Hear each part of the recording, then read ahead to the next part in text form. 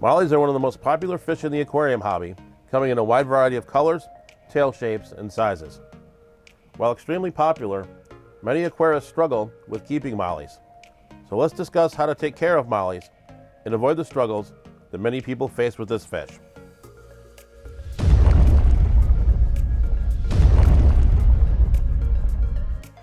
In the wild, mollies can be found in many types of water systems from the southern United States all the way through Central America. Mollies are posilids, meaning that they're related to guppies and many other types of live bearers. While there are numerous species of mollies, you will mainly see three types of mollies in the aquarium hobby: the short-fin molly, or Posilia chinops, the lyre-tail molly, or Posilia latipina, or the sailfin mollies, or the Posilia volifera. Compared to some of the other live-bearing species, mollies can get quite large. The short-fin and lyre-tail molly species top out at about 3 inches to 4.5 inches long, with the sailfin mollies topping out over 5 inches. I've even seen them get larger than that. Check out this absolutely enormous fish that I saw at a fish farm that we were touring in South Florida as part of the American Live Bearer Association convention. This is an absolutely monstrous fish. I would highly recommend putting these fish in a larger size aquarium, with the minimum being a 29 gallon, but a 40 gallon breeder or 55 gallon would be even better. With the sailfin species, I would aim to put them in a tank at the larger side of this range.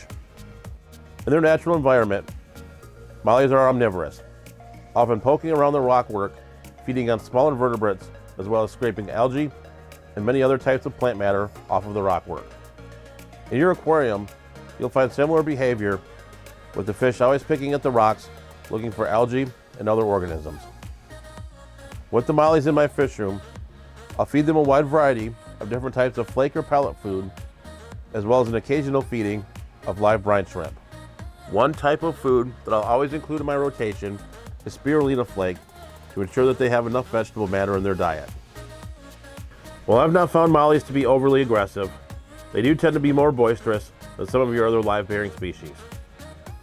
Like other live bearers, I would highly recommend that you keep them in a group of 1 male to every 2 to 3 females to avoid the females being harassed by the males. Mollies will do fine with many other types of community fish of the appropriate size. I've kept my mollies with rainbow fish, white clouds, plecos, and corridors catfish without any issues. I would avoid keeping them with shrimp, since they'll tend to predate on the baby shrimplets. In terms of keeping these fish with other live bearers, the various species of mollies that we spoke of earlier will interbreed with one another, so if you're looking for pure strains, I would highly recommend keeping them in separate tanks. You won't have any issues with keeping these with swordtails or platies, since they are of the genus Xiphophorus and will not interbreed with your mollies. Mollies will interbreed with guppies and create something called a muppy or a golly, but these species are infertile and are incapable of reproducing. It has been observed, if kept in large enough numbers, guppies and mollies will stick to their own kind and not interbreed in the community aquarium. So let's now talk about water parameters, which in my opinion is one of the main reasons that people struggle with mollies.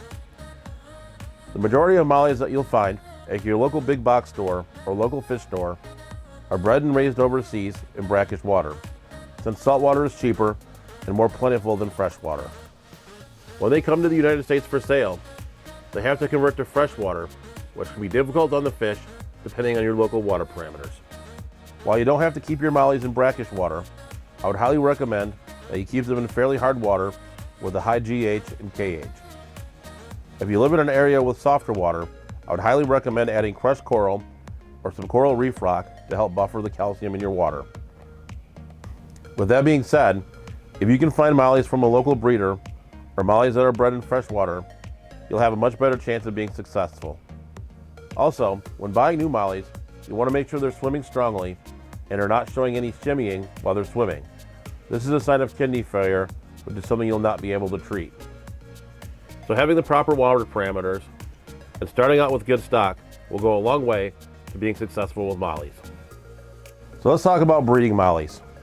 Mollies are live bearers, meaning that they will give birth to live young. Telling males and female mollies apart is quite easy. The male mollies will have a stick-like appendage called a gonopodium in place of their anal fin. This appendage is used to impregnate the female mollies.